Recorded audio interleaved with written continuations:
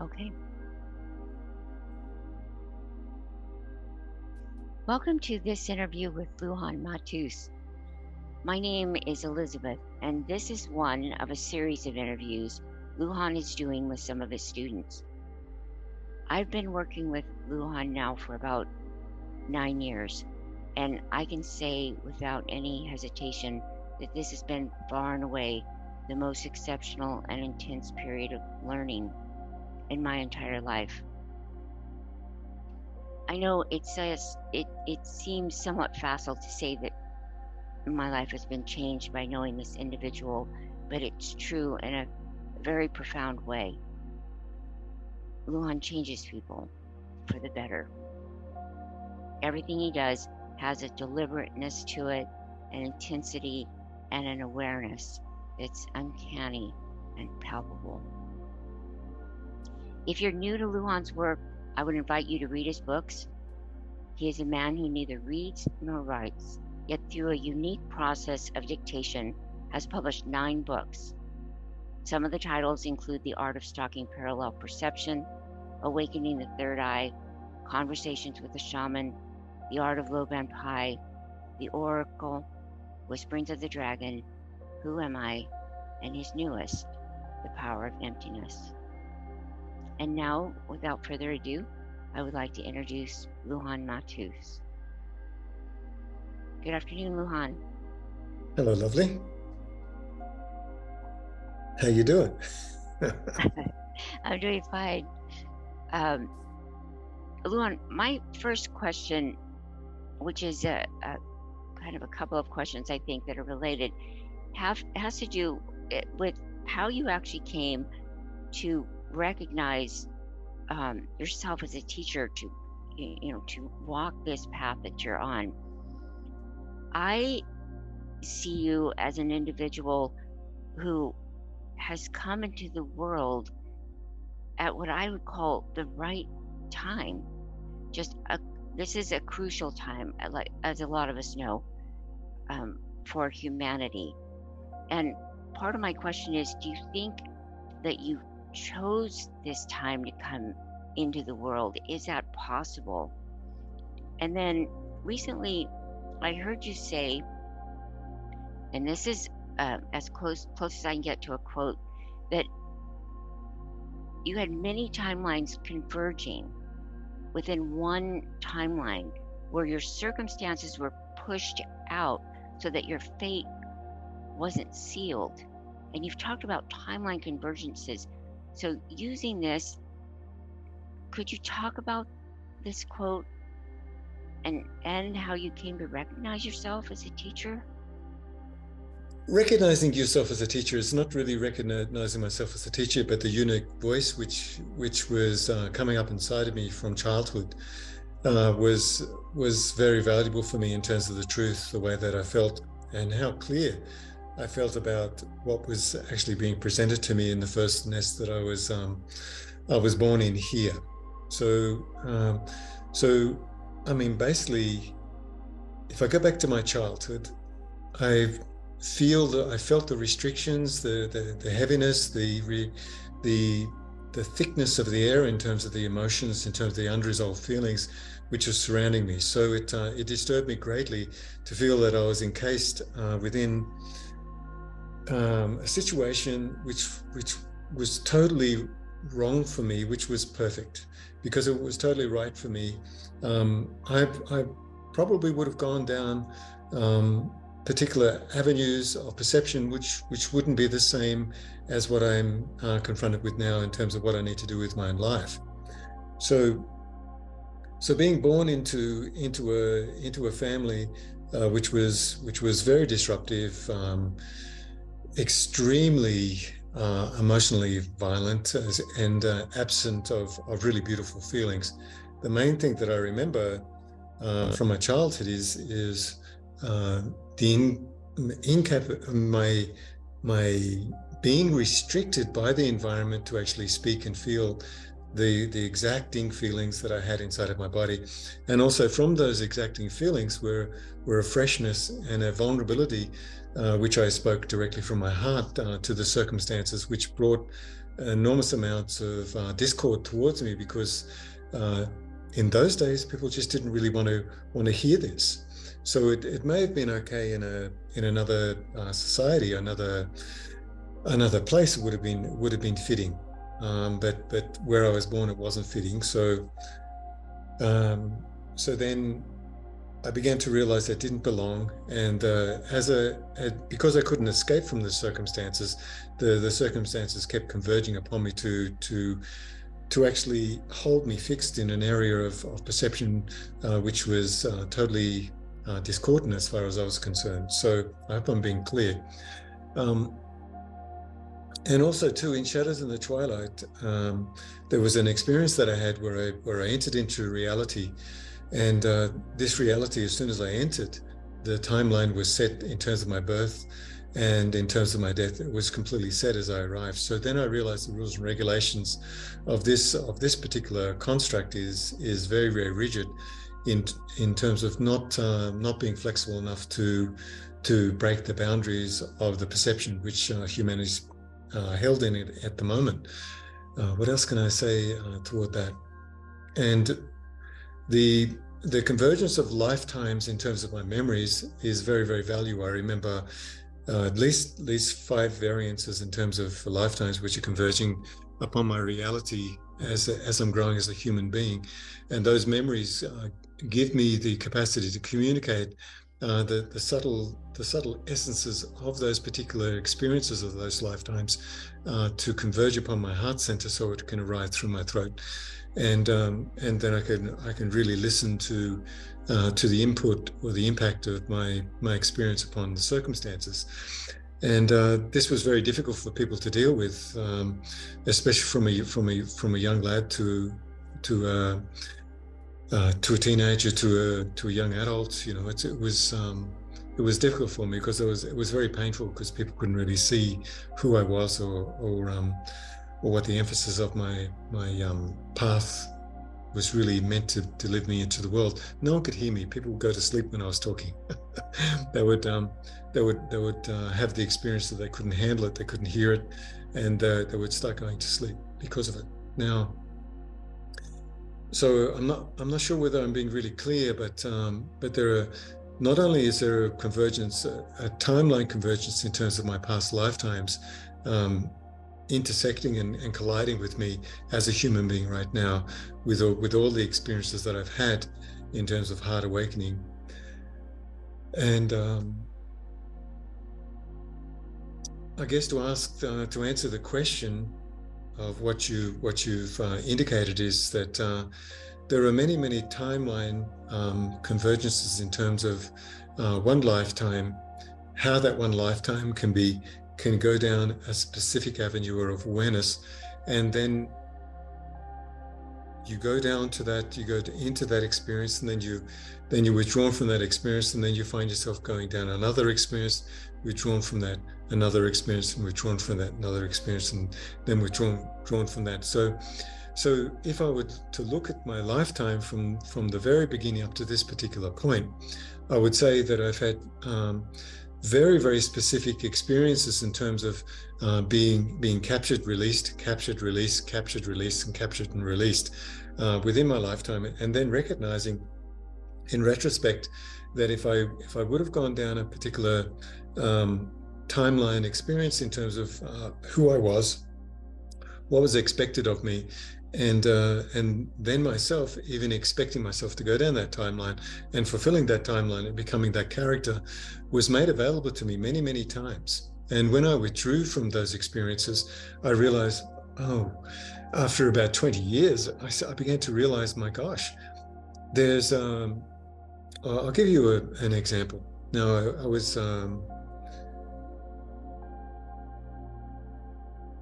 working in a factory circumstance where I'd met a person who was in a very, very violent biker group, and he noticed that I had very, very quick reflexes. He realized that there was something quite strange about me as a character, so he kind of gravitated to me. He had long blonde hair. He was a very, very big bikie. He was very muscular, very good-looking guy, very, very beautiful and soft. So I was very young at this particular stage, and I was watching him, and then he was kind of feeding me a little bit, asking me questions, and then gravitating towards who I was. But he was very interested in my reflex. When someone would move past my head as we were working, I would duck like this, and he would say, "Whoa, you've got very good reflexes." And I said, "Yeah." And then he said, "Well, I'd like to invite you to come visit my family and everything like this." And he had a beautiful wife, he had beautiful kids, he was very, very soft. They were very, very caring. They were very loving. They were very, very open. There was no indication of anything of a bikie about him. He was very, very beautiful. But he'd been in jail for 7 years, and then he was released from jail. I only found this out when he died. He was released from jail, and then he was working in the same place I was working, and then he invited me to his home. And he knew I loved motorbikes and everything like this. So he said, "Well, I'd like to start building you, on a Harley Davidson." And I thought, "Whoa, that's exciting! Someone's going to build a Harley Davidson, everything like this." He was such a beautiful guy and so generous. And I would commune with him on the weekends after work and everything like this. And he was really, really, really nice. And as I was going down this particular lifestyle timeline, he was suddenly withdrawn from my life. He rode his motorbike into an area where there was a lot of woods and everything like this, and obviously he was followed, and he was in jail for 7 years.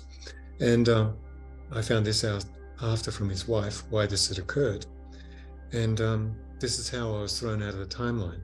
His particular how I was approaching this particular way of life, this particular way of being. And I was never introduced to violence or anything like this. They were very, very beautiful people, as far as I was concerned. Obviously, he'd learnt a lot from his previous experiences, and he obviously gravitated towards me because I was very soft, very genuine, very honest, and so was he. So he must have been influenced the same way I was. He saw I was that type of character. His wife just loved him so much. He loved his kids so much. And that was so beautiful. I can't say anything other than putting him on the highest pedestal for myself in terms of gratitude for his kindness towards me. Now, when he went to this back trail in terms of taking a shortcut, obviously they'd paced him, and they'd worked out his routines, and they captured him while he was on this back trail, and he was in jail for 7 years. And I found out from his wife that when they murdered him, he was shot in the chest 7 times, and each shot in the chest was to represent each year that they felt resentful for the fact that he'd done something to the other boss of the bikies.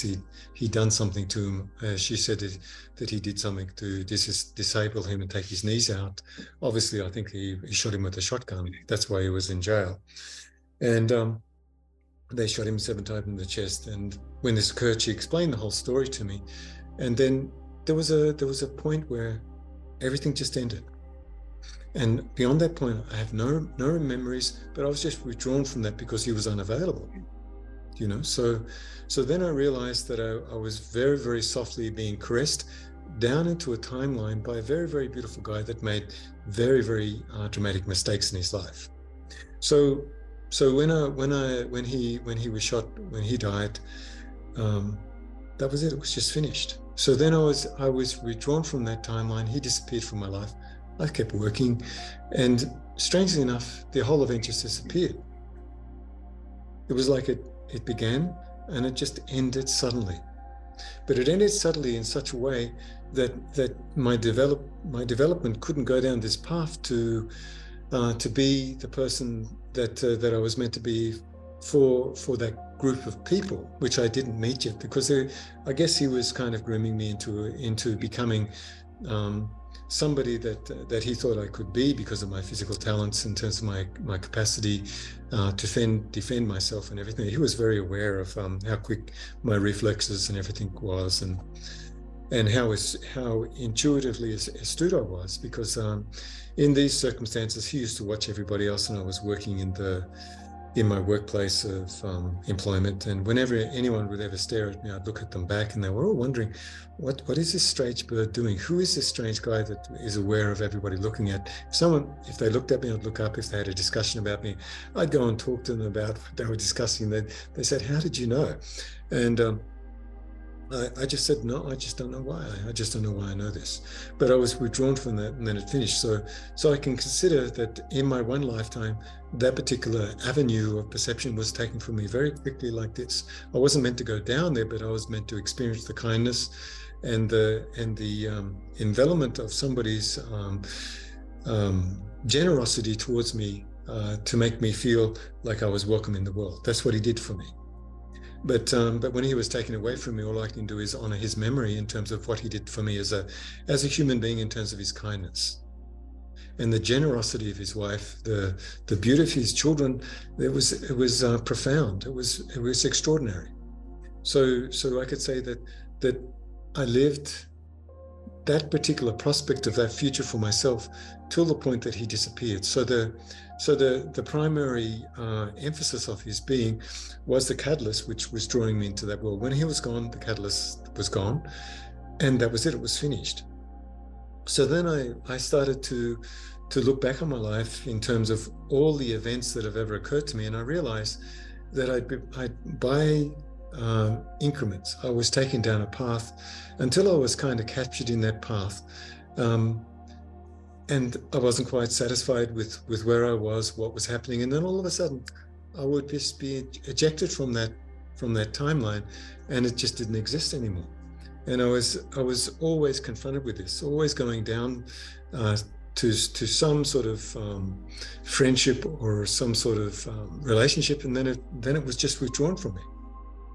And I was very lucky because I gained a lot of experiences by being in contact with people that would relate either their betrayals to me, their discordance to me, or I'd meet people who were very, very beautiful and very, very supportive, and I would kind of slide into their reality and then be popped out again, like I slid into my family perspective.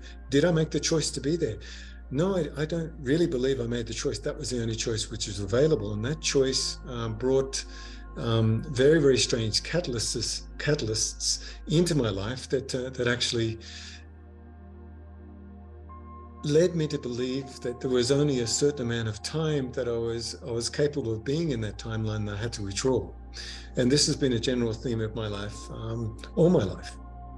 So I was always searching for something more, because the experience inside my heart was very, very voluminous, extremely expansive. When I would walk down the street, it would feel like I had a fireball or a sun in front of me in my chest that was pulling me along as a character, pulling me along as a young man. And it was very, very beautiful, very, very voluminous, extremely loving, extremely expansive. And then I was experiencing the people around me, their limitations, their non-expansiveness in terms of the time, the era that I was born in. They weren't capable of even partially comprehending what I was going through. I used to float down the street, and my heart was very open. I hadn't really developed my true personality because I was bouncing like inside of a big reality that would let me land for a little bit, and it would bounce me off, and I would land somewhere else, it would bounce me off, land somewhere else, and bounce off. It was just like living and dying through my lifetime. It feels like I've had lifetimes of experience in one lifetime. And all I can say is that everybody that's ever done anything to me, anybody that's ever had anything to influence me, all I can say is I'm very, very grateful for the negative and positive, because it's led me to understand so many variations in terms of the frequency or consequence of being in circumstances. And these frequencies that I became aware of educated me in terms of the level of feeling that would draw upon something quite voluminous inside me, but I was capable of projecting this in terms of feeling, but I didn't have the capacity to explain the depth of what I was feeling. So I felt very isolated,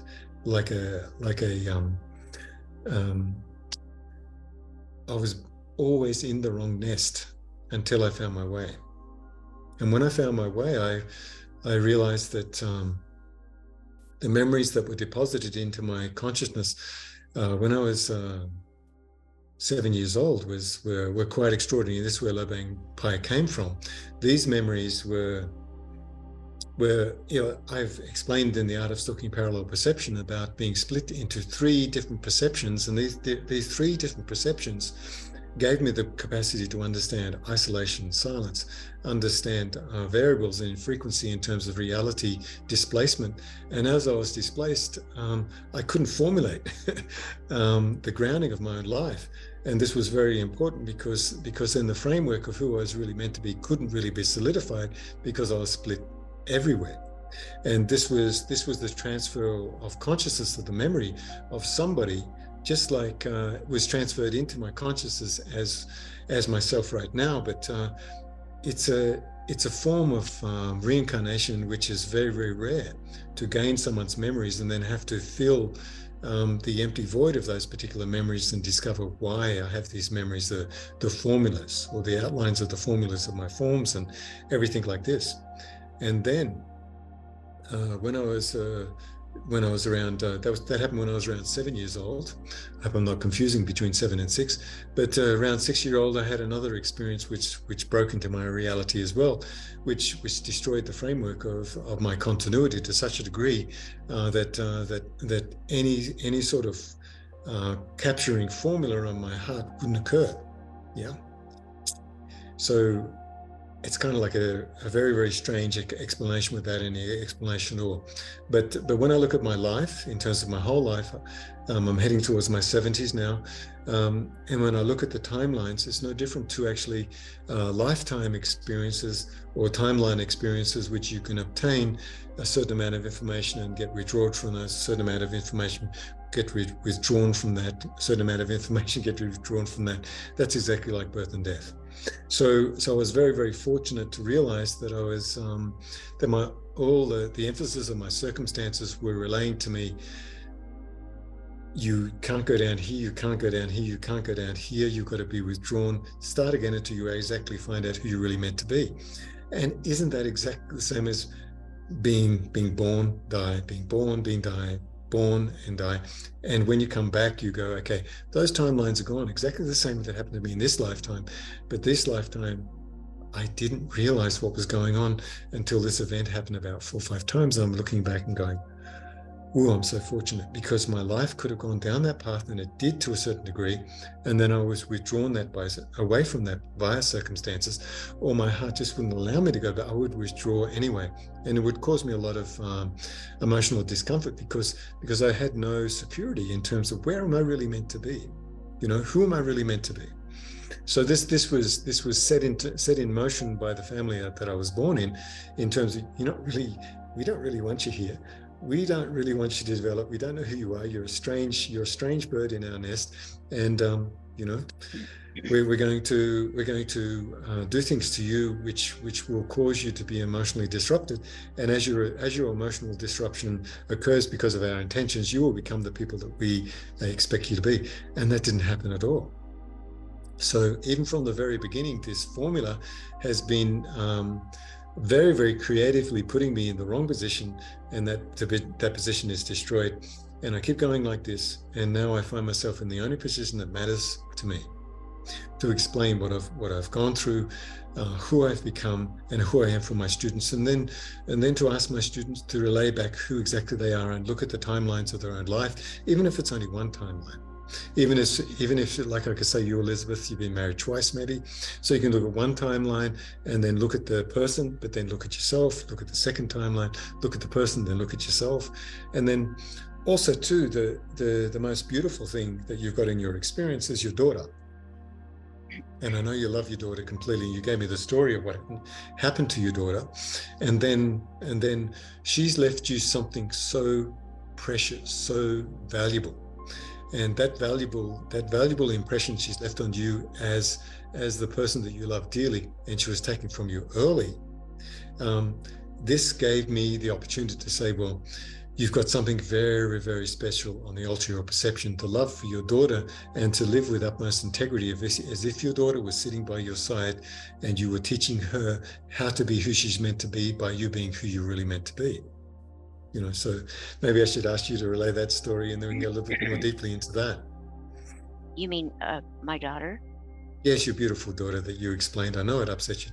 It upsets you incredibly, but when I get the feelings from you, when you give me your feelings of, I only had so much time with her, I have so much regret that I've lost her, I love her so dearly, and she was taken away from your timeline. She gave you the opportunity to see life from a certain perspective, and then because she was taken away, you may have seen that because she was taken away, there were certain elements of your own timeline that I believe maybe I helped you look at this when you told me this in the office, is that she's so precious to you.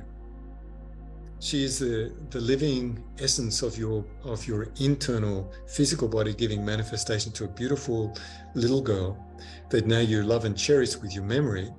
And then you put the cherished love of that particular little girl on the altar of your perception, and you honor her through your life because she was taken from you so early. You beautiful thing. Now, can we have a look at a picture of her? Beautiful. Sorry I make you cry. Do you have a picture of her there? Yeah.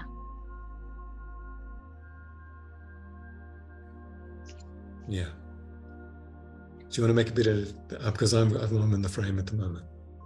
Oh, well, yeah. This is my daughter that Lujan is talking about, and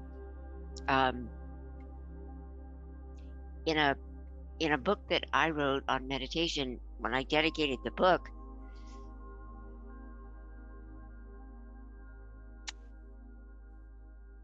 I said that my daughter opened my heart. Oh. You're so beautiful, Elizabeth. Keep going. It's all right. And that Lujan, excuse me, and Lujan showed me the possibilities, because in a way, it's not enough to just have your heart broken. A person has to learn how to put it back together. And it's not that easy. And I think, Lujan, what you helped me with is understanding that when you put a heart back together, and I know I'm not the only one that has gone through experiences like this. When people lose somebody, even in a relationship, a divorce or the death of a spouse, there's so many instances where people feel that they've been broken. And what I've learned is that to put that brokenness to use, you have to reach out to others. And Lujan, when you were talking about your childhood, how your family was with you, and how you insisted on speaking your truth, what occurred to me is that in my childhood, I feel like I just went along with the program. Just went along with how my family, my friends, everybody that I was around, I adapted. That's what I did. And I'm really good at that, just adapting to a circumstance. And again, what I found out in working with you is that it's important to not always adapt that way. that you have to be able to speak the truth that you're really meant to speak. It's still hard for me though, because I tend to not want to make waves with people, and that's something too that I could ask. I have one particular person in my family that it's not that we don't get along, but there's things that I'd like to talk to him about, and it's hard for me to discuss things sometimes. And I think part of it is I'm still going back to my own issues, my own hurts, and I can't be completely honest with this person. Now, having said that, in working with you, Lujan, in these years that I've known you, your honesty with people has been just like a light to show me that it's possible to be open with people, to not be afraid to talk to people, not to be afraid of their reactions. So I don't know if you'd want to talk a little bit about that. Well, first thing I'd like to say is I love you so much. And I mean, virtually by bringing up this subject for you is that the beauty and the love that you have for your daughter is basically is the primary motive of your life, to put her on the altar of your perception and to radiate that love for that little girl, because she's gone into the world and state from an honest, open heart perspective, she was pulled away from you. Your timeline was dramatically altered in terms of her leaving you in a state of vulnerability. Now, the reason why I brought this up is because this is exactly the same thing that you've experienced. Something has been withdrawn from you. The most beautiful, essential part of the being of your daughter now can be honored on the altar of your perception in terms of your honest communication with everybody that you meet, because that couldn't be transferred to your daughter, but your daughter has been left as something that you can put on the highest altar for the value of yourself, to observe who would I be if she was still here? How would I teach her to communicate? And then because she was withdrawn from you, she's left you with a very, very beautiful perspective in terms of love and loss, regret, and time that can never be retrieved again. So when you told me the story of her in the office, we both cried. and I've been turning my volume down and sniffing my eyes, sniffing like crazy, because I've got hay fever, and sniffing because of this very, very valuable experience that you've had in terms of using this in a very, very positive way. So you've had exactly the same experience as me in terms of going down a particular avenue and then suddenly being withdrawn from that. And you've had this experience as the same way that I've had this experience as well. But the only thing that I would say for me is that I was withdrawn until I realized very, very strongly, okay, I've been withdrawn. Why have I been withdrawn? What essential information has been deposited in my body that means means so much to me, because those timelines have been retracted from me. And then you feel like you were abandoned by the circumstance, and then you go into another circumstance and recreate the momentum of something else, and then you get pulled away from that. This is always happening to you. I believe this is happening to everybody by degrees. But if we look at this, the value of these experiences are what is the most essential thing that has been missing, and the thing that I believe that we have to look at is, what were we missing in terms of our essential truth? What happened in terms of the pre-programming in terms of our essential truth? Why did we apply ourselves in a discordant way, and then we're withdrawn from the circumstance. We go through a very, very hostile environment, then we withdraw from that environment, and then we say to ourselves, we're still got to have contact with that hostile environment. And then we don't really withdraw completely from the hostile environment. We're still entangled with it, instead of going, okay, I'm not really meant to be there. Where am I meant to be? This is the experience you've had with your daughter. This is the experience I've had with my life as well.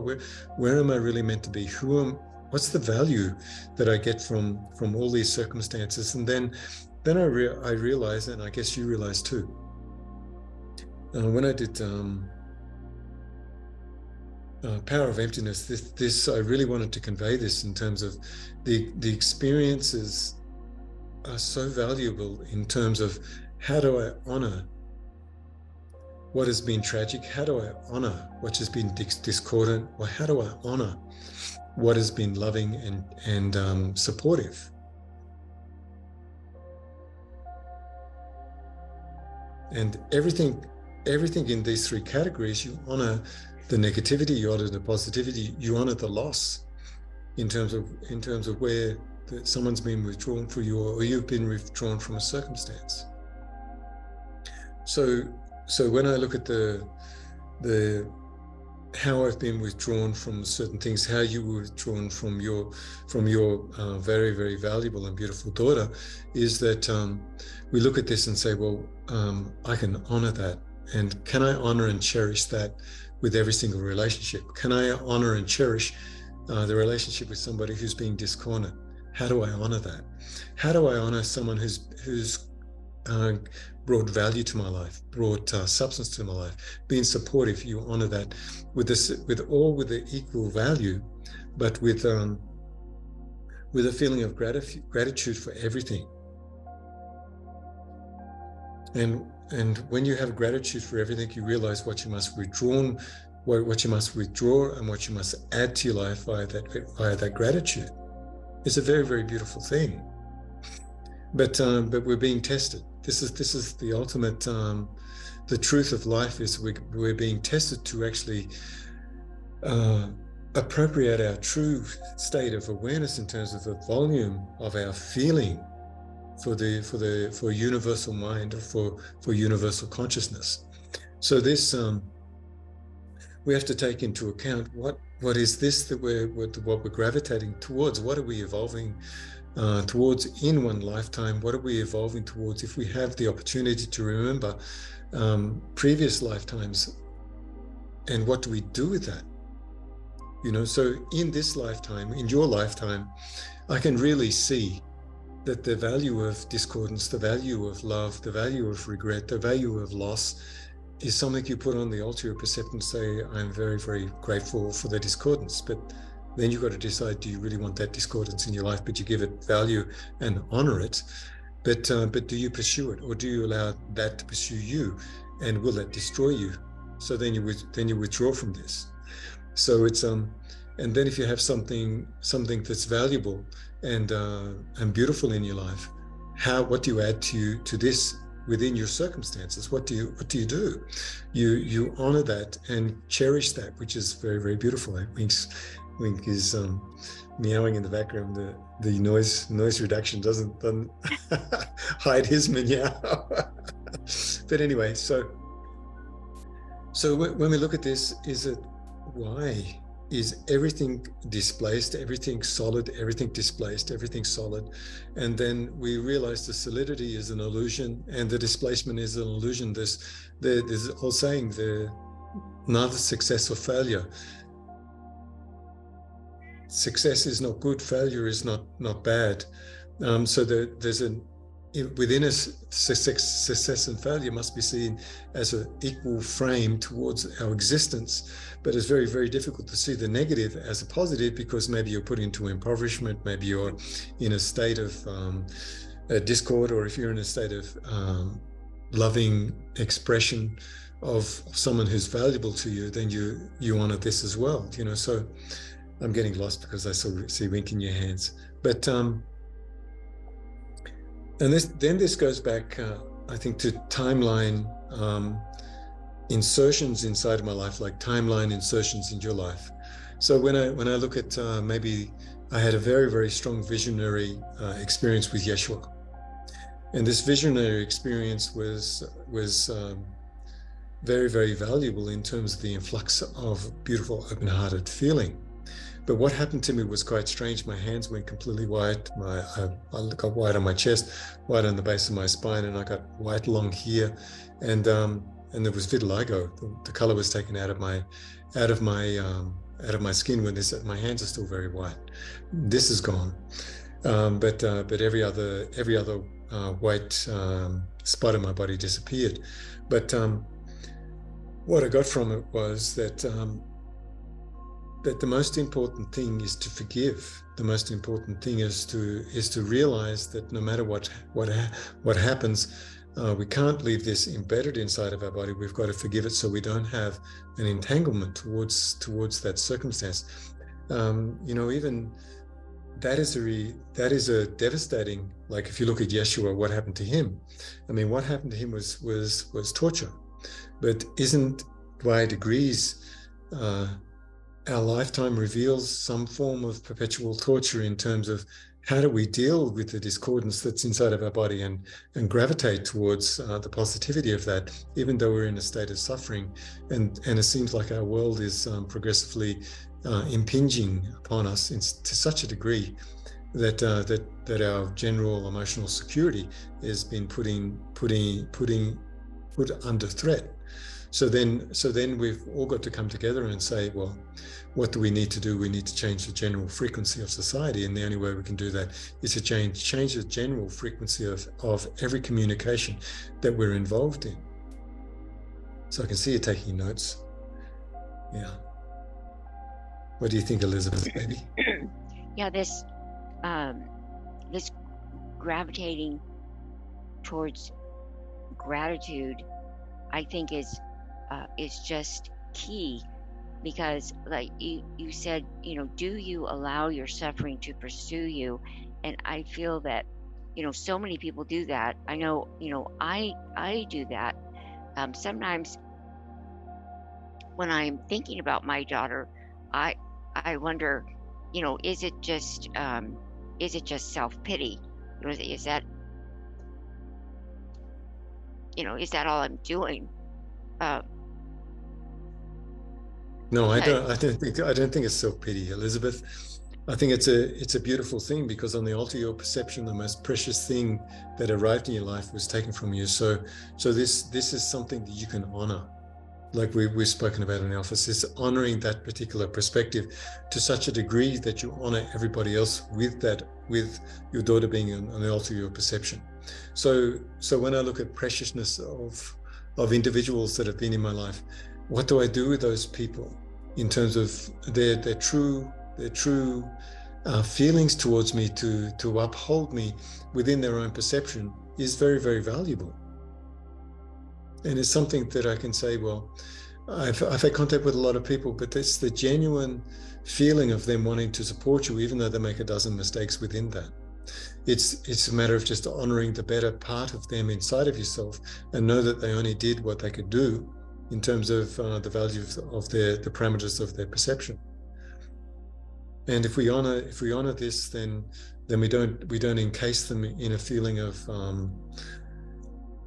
resentment. We encase them in a feeling of, oh my gosh, I'm glad that they did what they did, even the negative, because the negative tests you not to fall into an area of perception which is resentful and want to cause harm to somebody else. I mean, it's very, very valuable to see that there's no need to harm anybody, because the moment you harm somebody, you harm yourself. So it's very, very important to turn off the stories, but the stories have to have value in terms of your life pursuit as a human being. There is a basement of feeling which then grows into who you're really meant to be, because of the suffering and the discord, and then releasing yourself from the suffering and that discord, and seeing that even when I look back on my own life, there's a voluminous feeling, and this voluminous feeling sometimes brings tears to my eyes as well, because how fortunate we are. to actually have had people in our life that did generally try but made mistakes? And haven't we been in other people's lives and we've generally attempted to be righteous, but that righteousness is, you made tiny mistakes with it, and then you reorganize yourself and say, well, I need to adjust my sense of moral imperative to say, well, what can I do to readjust my path so that I don't have an nagging feeling of not facing who I was to become who I'm really meant to be? And the shame-blame game that people do with each other is not really valuable. It's valuable to see the person for who they are, not who they were, until they bring something of who they were into the circumstance, and then traveling upon these minor mistakes that become very, very great opportunities to become more than what we were, to become more than who we are. It's very, very valuable, but we have to open up in honesty to navigate these fields of perception in terms of bowing our head to what needs to change, because what was there needs to be changed, and seeing that as vibratory beings of emanating frequency, we can't have a discordant frequency to go to a higher frequency. We have to use the discordance frequency as a form of a platform that we look at, say, I'm never going to be that person ever again. I'm never going to express that ever again. And I'm going to stand on this to alter my perception and put my foot on that. And as I put my foot on that, I put the lower part of the weight of my whole being on that discord. Now you're going to ask me about Shiva. Now I'm going to say something about Shiva now. And you said, okay, now when you see Shiva, he's got two hands moving and four hands moving, two hands here and another two hands here, and he's got his foot on a small being, small human being. Now the foot represents the lower part of himself, the mischievous part of himself. So he puts his foot on this and takes the lower frequencies and put them exactly where they belong, underneath his foot, while one travels to earth, and while one foot is lifted to be vacuous, and to destabilize the actual an internal force, to separate it into two, or to split it into two, so you can have a sort of, okay, I am not that. I was, but I am not that anymore. And then you travel through the subtle frequencies to become who you're really meant to be. So when Shiva puts his foot on this small being, has a drum, has a snake around his neck, which represent Naga, or the process, the unfolding process of the heart, to the upper orb of attention, which is our universal mind. He's showing that the vibration is from a lower frequency, from a high to a higher frequency, is valuable. So he's called the destroyer, but he's not the destroyer of men. He's the destroyer of his own discord.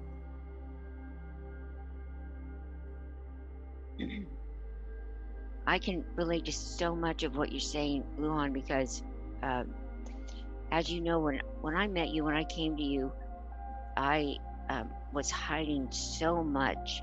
I really feel like, I had not really been living my life with any kind of true integrity. And it was only in working with you that was really revealed to me. I mean, I wasn't even aware of how much I was hiding. But you're beautiful. And the thing to realize you're hiding, and to realize that you're held because of that hiding, is very, very valuable for me, because traveling into your hidden nature is to bring about your true nature. And it was very, very difficult for you to look at this, for sure, but That's not the point. The point is who you became because you were free from that. It's just like Shiva. He put his foot on the lower part of himself, and then the positions of his hands, the rattle, which represent a new frequency, the circular, what would you call it, arch that's around him in terms of a circle has got flames coming from it. So it's actually saying, well, there are variants in terms of frequency. The flame represents new frequencies of realization. And that's what we're really meant to do as spiritual beings. True spiritual beings look at the ebbs and flows of one state of consciousness, which leads you to another state of consciousness, and then you digress, and then you go forward, digress, and go forward, and digress, and go forward. And you think you're not making any progress, but when you look at what I just did, go up the ladder, you fall half a ladder rung down. You go back up again, and you go a quarter of down. You go back up again, you go an eighth down. You go down again, up and down, but you're leaving the original field of perception that you're leaving, but you always look at yourself. Everybody does. I do this too. Oh, I could be better. But the thing is, you didn't go truly back to the original rung. You left it and slightly went back to it. Left it, went slightly back to it. Left it, and you got to another rung. But you don't realize you're on the other rung because of the simple fact that we have to be humbled, that we're continually being subject to learning about our own situational attunement.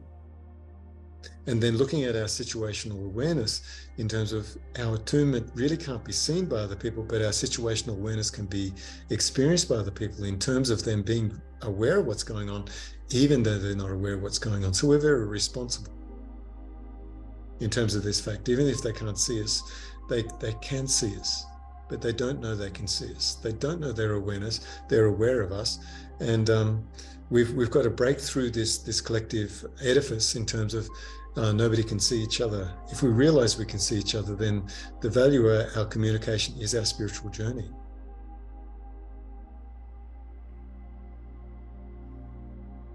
Miss Beautiful. Well, one thing I would really like people to know is that, like, I feel like my time with you, Lujan, I've learned a lot.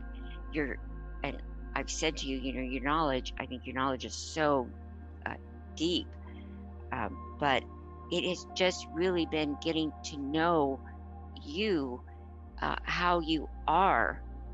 That is what has really affected me at a really deep level, and it's something that I really want people to know about you, that you have these moral imperatives that just can't be compromised.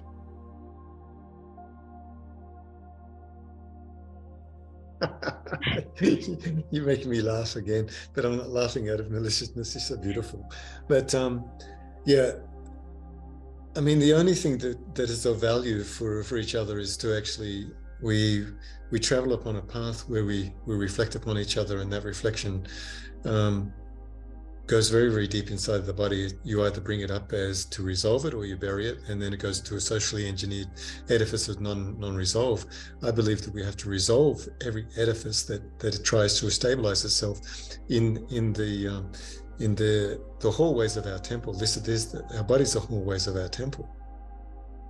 Our hallways are in the temple of our body. Sorry.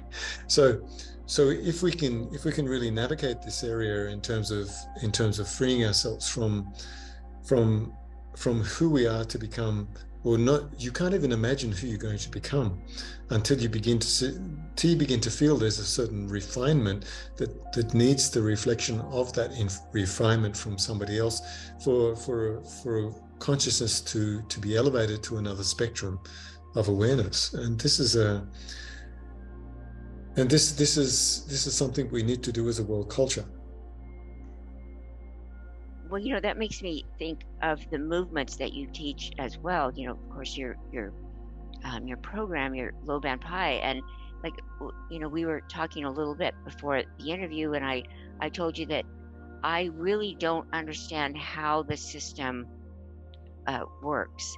I just know that it does, and I mean, that sounds so simplistic, but somehow through the movements that I go through, I access certain parts of my body. And I've always been somebody that has never really paid very much attention to their what do they call it, interoception, what goes on inside your body. I just I wasn't very aware. And the forms that you teach somehow bring a person inside, and it's just, I'm just beginning to realize how the inner affects the outer and the outer affects the inner. It's, like I said, I feel like I'm just starting to realize these things. Well, I mean, the movements are generated from a genuine state of high consciousness in terms of feeling. I mean, if you do something with tenderness, with absolute devotion, then you open up the prospect of your heart to be tender and absolutely devoted. The slower you go, the more you begin to feel in terms of the pressure that's inside of your body, and as it relates back to you, begin to grow through these perceptions by the value of this format. To say we do a particular movement where we gather, and then spread and pull back, and then gather, and then spread and pull back. This is used in Golden Lotus. Now, the points of Laogung are called hard labor, but Laogung has also got to do with the heart process. Pericardium line within your body has to do with heart awareness. There's the sheath of the heart, and everything that we do in terms of our life isn't that devotion to our life. So then we gather a certain softness and reach and pull in terms of the value of this particular frequency back into our biofield, so that we can become aware of the very, very subtleties of those particular movements. And when we do this, and when people are with me in the office, you've been with me for so long, there is a value between us in terms of being devoted to the process of awakening, using the process of discussion, using the process of self organization to take you from one level of consciousness to another level of consciousness with tenderness and care. I mean, this is the reason the movements work, is because the value of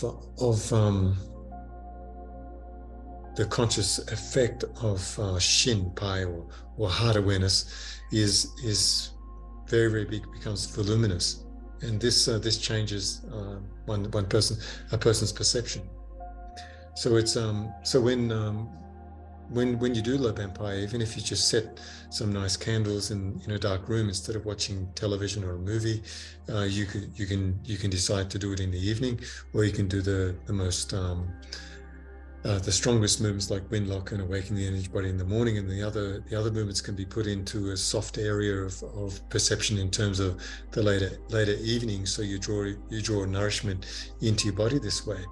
And as you watch a movie, the movie will affect you in terms of how you're being pre-programmed through whatever's embedded within the story. And if you're doing movements which are very, very soft, and the value of these particular movements then relate to your frequency in terms of your own perception, you're traveling into your own awareness, into your own voluminous feeling, and then you transfer those voluminous feelings in terms of not having discord into the environment, and you don't relate to the story that comes from the TV or the internet or the news or anything like this, and you begin to evolve into something which is unspoken, and then you learn to speak these particular feelings, because you go out into the world and okay, there's something I can't speak to, so I'll watch it. There's something I can speak to, I'll give it my utmost loving attention. And if you can't speak to it, you give it your utmost loving attention, and know that the value of this has to be observed. But if you continue go back into the reservoirs of your own softness, your own capacity to navigate your own being in terms of going into different frequencies which aren't influenced by a social edifice, you're alone, and you do these, and you find something very, very precious, and then you evolve towards that preciousness, and then you want to transmit the value of that particular impression inside of your body by your communication. That's how it works. Well, I've been witness to these things that you're talking about, because there's something about being in your office with you, and I'm not just talking about myself, but what I have witnessed with other people. There's something about doing these physical moves, which are very beautiful, and then sitting down with you. I have seen people change so dramatically from the person that they were when they walked in to the person that they are when the class is done. And I don't know how you do it. You've talked about your process many, many times, and it's something that I just like to watch, and I wish I could emulate, and I hope that's okay, because you help people just so much. And well, let me tell you, there's a little trick. Whenever I'm teaching someone, whenever when I'm in the office, if I'm aware of something, I'll speak to it directly, and then we'll start to unravel that. But we'll go and do the movements, and then I'll ask everybody to sit down for 2-3 minutes, and then I'll watch what comes up in terms of their feelings. And as they do the movements, they sit down. As soon as they relax, the frequency which they access goes inside their body. So it's a very, very interesting affair in terms of, excuse me for you moving the screen, I just changed my position now.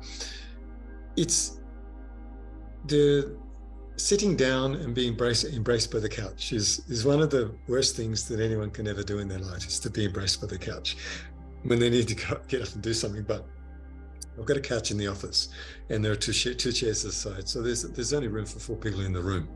So it's a very, very small group. Sometimes there's 1, 2, 3, or 4 people. Now, when I go through the movements, I'll see that everybody got it. I'll say, sit down, don't even try and remember it, because the body assumes the frequency inside itself by saying, collecting those particular frequencies. They relax.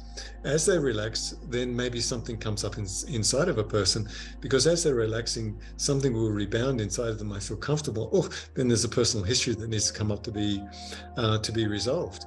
And then we talk about the resolving that personal history, because it brings up the discordant feelings which the mind is entangled in, and then people begin to be free. But when people come to the office, I say, be very, very careful, because this is sealed.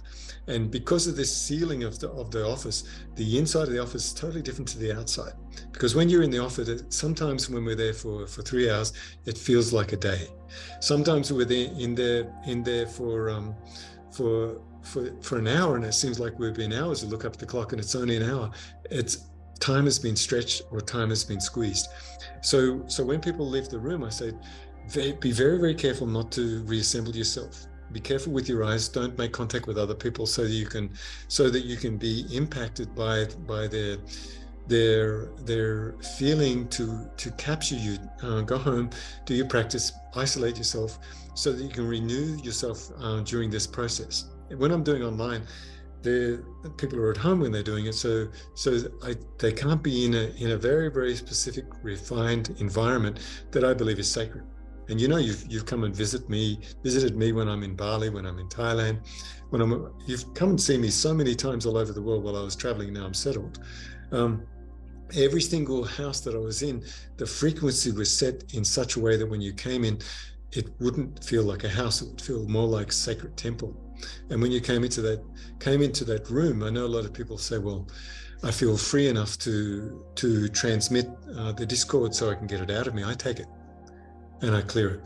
And then I give them electromagnetic potential, because before people come, I'd spend 5 or 6 hours organizing to transmit certain frequencies into their bodies to speed up their process. And I wait for people to get to a certain degree of awakening, and then I start to inject profound techniques within the system, which correlates to their sense of moral imperative. When they grow beyond a certain point, I say, well, okay, now they're ready, because now I can give them these particular techniques, and then they'll go deeper and deeper and deeper. But usually I hold somebody very, very lovingly where they are until they're ready to go somewhere else. And you've got to be very, very astute as a teacher to see that the value of transmission in terms of giving more in-depth information. If the person has freed themselves, then their body's ready to receive it. But if you give it to them not ready to receive it, they may bury something which needs to be brought out and expressed. And as soon as they're free of that, then you pack inside their body very, very valuable techniques, which brings their power to the surface without the discordant feeling being attached to that power. You understand? So if someone's patient enough to stay with me, then they'll actually see that slowly but surely something has been added over the years, instead of just going, boom, you got it. But that person may not be, say, emotionally mature to handle it. So then I've got to wait till they open up. And as soon as they're detached enough, I put the next techniques in. Yeah, that's it. That idea of emotional maturity, clicks with me, because that was part of my problem, I guess you could say, was I didn't have that emotional maturity. Not to say that I'm 100% yet, but you've helped me so much, Lujan. Who in the world can say they went 100%? Including me. Like I said, now even when you go into this, you can say, well, I've taken half a step towards the rung. You get to the rung, you take 3/4 of it, and you just you step back, and then you make another step. You don't even realize that you're stepping into a higher frequency, but because you know that being humble is more valuable than putting yourself on a pedestal. Now, when you say that, I can see the humbleness is there also inside of me. I'm humbled by life itself as well. So it's important to be humble so that you can make a progressive step to the next level of perception, which is in accordance to that humble approach. So even if you say this and that, I know you very well. And I know there's a part of you which is blooming that is I'm witness to, because of the value of our relationship as two people. So it's very, very important to see those, to nurture those values. And if you go back to say, well, I'm this and I'm that, I say, well, you better forget it, because who are you right now in comparison to then? Because we've got so many people who would love to hold their friends, their family, their associates in a position of where they were instead of who they are. So even though you say you haven't, surely there's something inside of you that must say, oh yes, what's the most valuable thing in your relationship? In your relationships now, and what have you really been missing? And that's in the forefront. For me, it's in the forefront. For you, it's in the forefront for a lot of my, almost all my students, actually. This has to be the value of open, loving communication. Even if it can't be spoken, it's still got to be open and loving, because if it's not open and loving, then who are you? We've all got to question our motives. We've all got to question what we've done. We've all got to undo things that need to be undone. We've got to be exactly who we're really meant to be without any compromise. But also the danger in this too is to walk away from previous circumstances that want to hold you fixed because of the unresolved nature of other people. But you still have to honor those people, and seriously give yourself a little bit of distance so you can grow into who you're really meant to be and not get caught into the idea of who somebody thinks you are because of who you were. So even when you say you're going back to this particular perspective right now in terms of your communication with me, in terms of being humble as the interviewer in this event, surely the only person that matters is the person that speaks from the most honest and tender part of themselves. And to reflect upon who you were, where is that entanglement? And what has that entanglement got to do? Has it got to do with repetitive situational awareness in terms of being in contact with people who aren't allowed to be anything more than what they think you were or who you are? You know, this is the major discordant quality in our communities as a humanity is it's not who you were, it's who you are.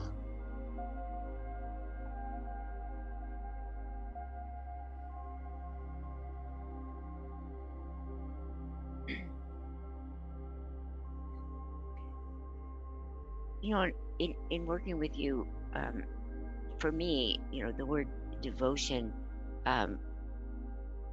keeps coming up a lot, and it's something that I think in Western culture we're not really, you know, it's not really talked about as being a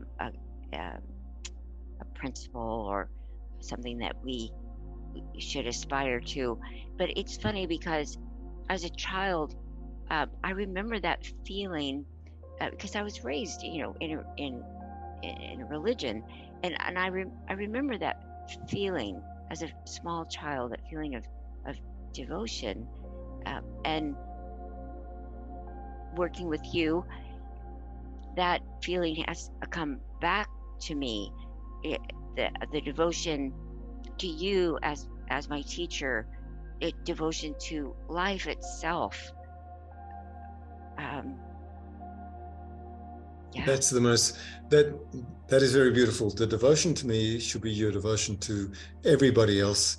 My devotion to you must be amplified in terms of my relationship with other people. I can't be devoted to you and then not be devoted to somebody else in the same vein.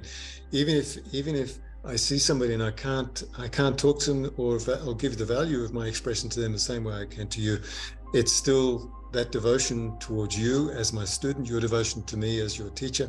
Then we realize what has happened here. It's not a hierarchy of student and teacher, it's a hierarchy of how can I be devoted to somebody else the same way I'm devoted to myself now because my teacher being devoted to me and vice versa. This devotion is just it's just opening up that very, very subtle door of perception in terms of it doesn't become a cultish thing, it becomes a beautiful opening of a flower towards maybe there's 100 petals within a flower. If within that flower, those 100 petals are in different positions, and as you circumnavigate these particular petals, they have different names on them in terms of people. They're just in different positions. The lower ones are here, the ones that are a little bit higher, the ones that are a little bit higher, the ones that are a little bit higher. The whole flower is our humanity. It's one unit of information, even if though the lowest flower doesn't have enough sun, but it's the first part of the pod which opens. So every part of the flower is valuable in terms of what we realize that this has value, because if that original opening wasn't there, then we wouldn't be able to understand the progressive elements of the sunlight hitting each petal as it follows the sun. And there's always going to be some part of the flower which light doesn't hit. And that's our job as human beings, is if the light hits us, then it's our job to put the nutrients of that light back into the lower part of the plant for nutrient. And that's the principle of flowering, in terms of using that to nourish the fundamental elements of our communications, and understand that that every perspective is a different perspective, every position is a different position, but those positions are very, very important and very, very valuable for the structure of our society. Thank you, Lujan. I think it's obvious to everybody that's listening to this that I love your teachings. I don't know what else to say. Well, maybe you've learned to love yourself more deeply and revere your life path more deeply, your realizations. I just want to. I think it's pretty clear, but I want to let all the listeners know that there's just nothing like working with you in your office.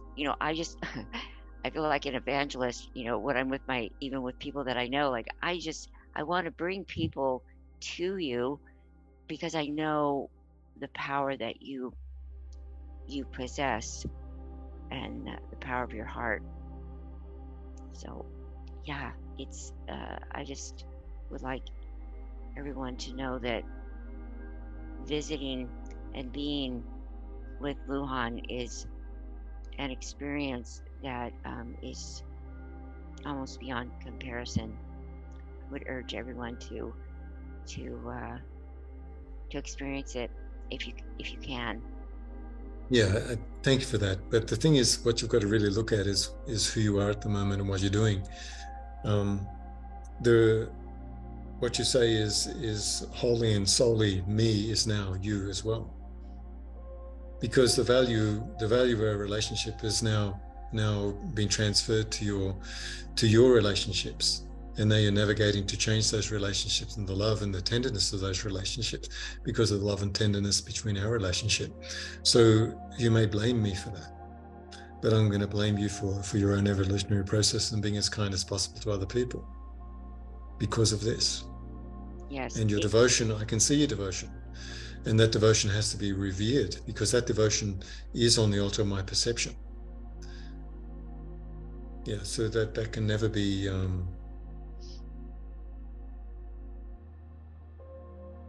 seen other than just to honor how you've just honored me. It's all give and take.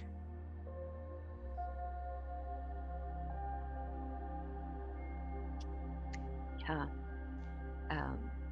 It sounds, some of these things sound like such a cliche, but life has taken on just such a new meaning for me in the past years. There's so much more depth to my relationships and just to life itself. It's been such an interesting process, Lujan. Well, thank you so much for your devotion, your beautiful words. Yeah, I really appreciate you so much, Elizabeth. And the time that we spent together is very, very valuable for me, extremely valuable. And this is, to honor this is precious for me. The same way it's precious for you. It is a divine process, I believe. Even if the getting here was work. So work is the yield of this particular harvesting the land and